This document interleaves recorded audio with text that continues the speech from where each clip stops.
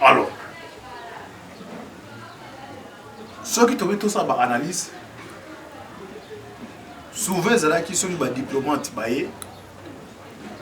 Kokuta Kota la Mouka, ils arrivent sur Bakuta, pour avoir coordinateur, Bakuta n'a pas fait bon monde.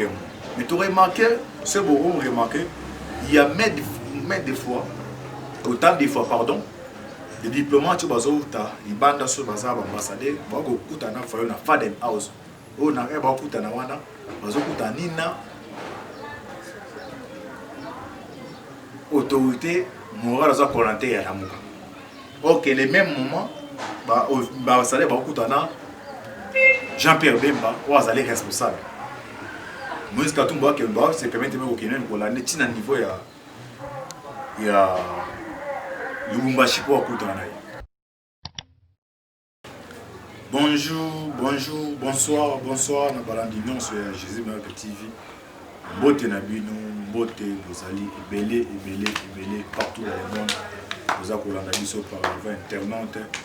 Wana na niveau ya Miami, les États-Unis, Lito, Salvador, Bingo, na Papicho, la Suisse, c'est que c'est qui top, la Suisse toujours, maman Konde Chita, la mère de premier, la Belgique, maman Dédé, la France, maman Kabasi, aux en Asie, Océanie, en Afrique, sans oublier, en République démocratique du Congo, les alliés de Konabino, Moïse Maoka, Antibal, des ça, décryptage, actualité politique. Si je suis caméra, c'est ma caméra, ingénieur. Alors, si j'étais au sol à les alliés, qu'est-ce qui se passe dans le cas entre Adolphe Mouzito et Martin Fayulu? Est-ce qu'ils ont moyen au Bango de faire cette formation dans cette qu'on a des artères politiques, mais réellement crise? Qu'est-ce qui se passe au sol là? À propos, il y a Trump au niveau de l'Assemblée générale des Nations Unies, il y a tout ça, décryptage, actualité politique. Sous Kanamoto, balancer image, vidéo, mon corps, rien n'importe au niveau de Libanda. Rien n'importe au niveau de Libanda. À Sali pour la capitale, Pasteur. Dodo pour remplacer Sonic Kafuta. Alors, sans plus tarder, on continue directement dans le premier point d'Abisso. Crise entre Mouzito et Fayulu bien réellement Zali. Manière mon corps politique pour aller le bel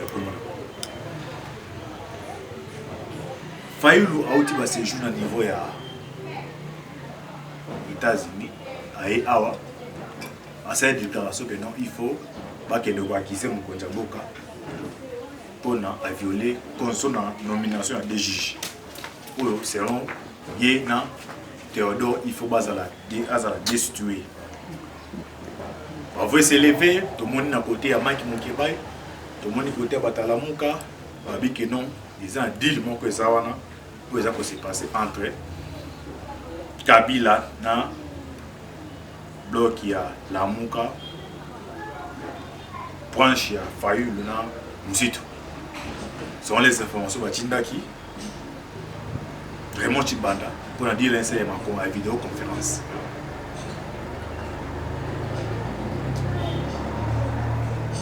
Nicolas Lekani, semaine passée, le week-end passé, il fallait remiser les prises et ça les manakati à la Mouka. Oui, souvent, ils ont la rotation. 3 mois ou à côté, 3 mois à côté. Dans ce week-end passé, ils ont été voyez au bateau de commandement.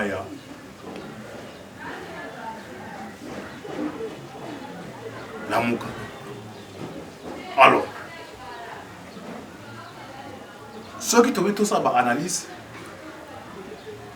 souvent, ils sont des diplomates.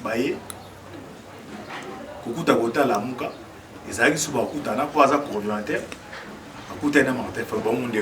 Mais tu as remarqué, c'est beau, remarqué, il y a des fois, autant de fois, pardon, les diplomates, ils bandent sur les ambassadeurs, ils ont fait un Faden House. Ils ont fait un Nina. autorité morale za volonté ya Lamuka. Ok, les mêmes moments bah ça va kutana Jean-Pierre Bemba ou azali responsable. Moïse Katumba que bah c'est permettre même au Kenya pour la netina niveau ya Lubumbashi pour kutana. Mais Muzitu ou azali l'idée ya nouvel élan aza bazo kutana. Alors watu bande bande comment na mona si ya mésentente. Ils sont montés belé, ils ont ça les mots. Semaine passée, remise reprise est ratée. Où il fallait Atika c'est à côté d'information. C'est long, au hasard porte pas que non. Ils ont employé mon corps sur à des problèmes. Ils sont tenus que nous na carte la muka. Bateau baza comme pas au penda pour aller laisser voilà comme voilà me laisser mon. Oh c'est où à l'objet de que non des gens dit mais ça failli dans mon site. Ça bloque on a moi diverses qui les côté bemba. Mais Katumbi. Mais boni remise et reprise au salé.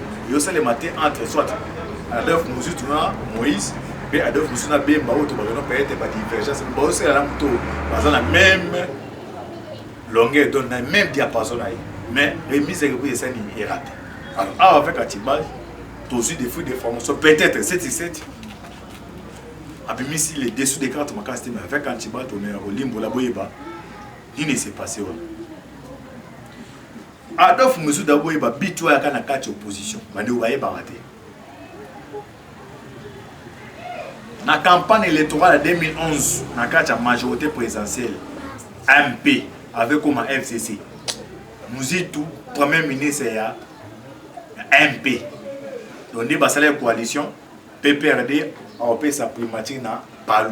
Avec l'évêque qui zenga, j'ai poussé moi côté ça taper ça un bateau de commandé par Adolphe Moussou. Alors parce que quand on comité en campagne là-bas, on a Kabila n'a pas voté Tshisekedi. On est bakabwana qui côté à Bandundu, candidat MP au basé au Tabandundu, bazanga qui bazanga ko zoba koso na pour la campagne na niveau Bandundu.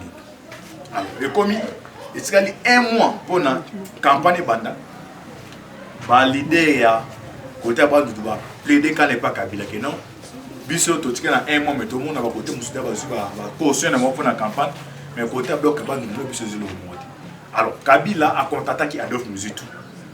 Abi que non comme tous en cas il y a MP na pèse engagement à débloquer somme pour nos pèse na bande ko baza niveau ba ndundu pour na basa la campagne. Somme ça qui évolue à combien? Il y a 3 millions de dollars. Selon les engagements Kabila signifie Adolphe Muzitu, ils avaient prouvé que non, bon wana et aux remboursable. Ça dit aux zones ça. Bon et bimaki ti campagne de Sili. Tu es comme en 2016. Les Muzitu comme on sentit que non, à la ligne auto que de peuple d'Ingaza a boto la primature a conditionné le plan n'est pas ni à Kabila. Et non, à l'amiable, on a mis ça à 3 millions. Quand on a monné que non, PPD va nous a primature, on a mis nous va pas nous. Alors ça c'est un peu remboursé à 3 millions. C'est pas cause où avec Muzitu dans Kabila, mais en tant que des ma case ou question qui t'a même à quitter comme ça l'opposition à Katia par l'autre. Alors, il s'est passé sur quoi à ma capitale sur quoi et ça les samedi était prévu. Répétez bien à nos préciser, soit première prise crise et aux arrêts deuxième point, ils ont souvent pour le cabal pas mis des pose en play. Comme ce sont ces arts archotés pour tout le bénin. Tout le bateau tout le bateau. Alors, il y a quoi arrivé? L'air Tshisekedi d'accord présent. Abandi c'est ali au azui. Azui contre Batuya FCC. Bon on dit qu'ali au muta azui gozawe pour na biso. Alors, comment dire que Luka négocier au côté la muka. Muta banda comme ça, muta joli pont et ça Adolphe Muzitu. Banda banemi tine banda qui wana ezui avancement. Alors, ni n'est quoi arrivé. Na kati il y a un politique l'inga ka faut c'est là on faut y va contenir. Tine négociation bandaki donc Muzitu na kati ya négociation avant d'abord il faut les informer à épingler kanae au bazaki na Kabila. Et non avant d'abord tout négociation banda il faut rembourser son mon à 3 000. dans ce cas-là, on a une branche à Fayoulou. On a contacté pour dire laisser un voilà. Selon les informations, c'est d'abord conditionnel. Nous avons qui sont moi pour acquérir un niveau ya USA, ils ont acquis Raymond Chibanda.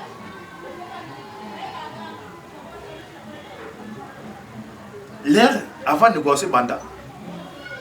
Dans la politique, jamais, vous voyez pas politicien. Il y a un ministre, il y a un 5. Après, $1 000. Ça, c'est pour les transports. Mais vous voyez que non, ça, mon transport, ça, même $100, c'est pour les transports. Mais les transports, ils ont 500, c'est déjà moyen on comprend des salaires. Alors, bon, moi, les salariés mis par Muzitu. Mbongo et quoi qui n'a beaucoup aimanté. Alors, on va sur les informations conditionnelles. Alors, Fayou Denga Zoa Kiango, tu n'es pas vraiment tu vas remettre pas à Muzitu. Muzitu, selon les informations, les non. Dit Yoana Otaï, c'est le FCC, va remettre en même temps les augmenter. Alors, Bango Balien qui non, va remettre en interlocuteur valable. Bon, pour le point à Bango, on t'a dit candidat pour les agues Fayou, va remettre en boucle à Martin Fayou. Alors, selon les informations, en 100%, Fayou l'a eu 80%, 20%, les a proposé Bakabala Moussoutou. C'est les mésententes entre guillemets et Zaki Amouana. En contrepartie, remise et reprise, Moussoutou a bloqué Amouana. Pour l'instant, Baboui Koloba, mais 7-7, américain pour payer ça, anglais, mais c'est ça le contenu à crise. Débité, ce week-end, oui, banda, c'est ça, mais c'est ça le contenu. Les mésententes, il y a Macambouane. Donc c'est 100%, il fallait la 80%, 20% à poser à Moussoutou. C'est ça les mésententes qui ont éclaté Macambouane. C'était ça le problème au moment que nous avons mis ces reprises. Vous avez prouvé ça les bas. Et ça les mettait. Et ça les raté. Les gars, je le belé, les alliés Makametalia. Tête à tête entre Tshisekedi et Joseph Kabila. Solé Makamisa, premier point, Makametalia qui a des juges. Deuxième point, Makametalia, il y a Rosamond Londa. Troisième point, à venir, il y a coalition. Pour Makametalia, Rosar Malonda. Kabila conditionné qui m'a dit juste quand on va après c'est grand interné au Samalonda à contrepartie en assemblée nationale Sénat bandi mal déjà pas fait c'est dans ce projet catholiquement selon les informations il n'est pas conditionné bango na ba canon que non à contrepartie il faut ba candidature acceptable en 2023 deuxième point on va mettre en coalition ici quand des clubs qui soit qui wana oyo il faut pas qu'à portefeuille 50-50 ou 50-50 et c'est la crise ça mais c'est qu'est-ce qu'on dit tout ça à maman à l'Ikambo à niveau il y a assemblée générale il y a Nations Unies les présidents Trump a passé ordre à tous les alliés va déclarer guerre na Chine oui quand vous biso après déclaration à Trump lobby tout le monde ils ont opérateur chinois va signer accord na point mise au jusqu'à te éviter est-ce que tu sais qu'il est au courant mais à commenter mais la deuxième épisode tu as après le limbo la mission de boy les contenu on a pourquoi même moment quand passe la déclaration même moment délégation va chinois va pour na pas signer accord c'était ça le contenu il y a actualisé ça un jour mais la deuxième épisode tu limbo la mission ma casse pas toi et pas ni les autres s'est passé mais les miroirs des oreilles Sony Kafuta Denis Lessi, Bazaki, tout autour, na Rosa Malone. Donc, il y a des épisodes et dessous des cartes. Mais avant tout, on a balancé les binômes. Message, il y a apporte Godé le coteau. On va dire que les sentinelles, c'est un patriarche. Azan Norvège, on a pété pour investir, il y a Dodo Kamba, ou le nouveau président, il y a Église des réveils, tout le monde Église des réveils. Dans le même langage, na Roberto. Il faut déjà Antiba l'a prophétisé pour Robert était monsieur 60. pour Atiba profiter pour à balancer ba image comme ça to zonga pona to kende koshite bolanda wana ba image magé mboule bando menacer ko message apporte godo. Tiens. OK, merci Bolandi on a un message apporte de le coteau. Apporte le coteau pesi na investir Moussa Nzambe prophète Dodo. Mais tout ça, les forts, je sais même que tout le cas est mon côté soirée. Il y a des révélations que tu n'as pas ça pour la contribution. Mais on a répété, Denis les Sitoniques à Fouta, n'a pas ça, la base quelque part. Tout le bateau, tout libre à faire à suivre. Ça m'a pas mon la vidéo, vous abonner, vous partager vidéo, à faire à suivre. Ciao.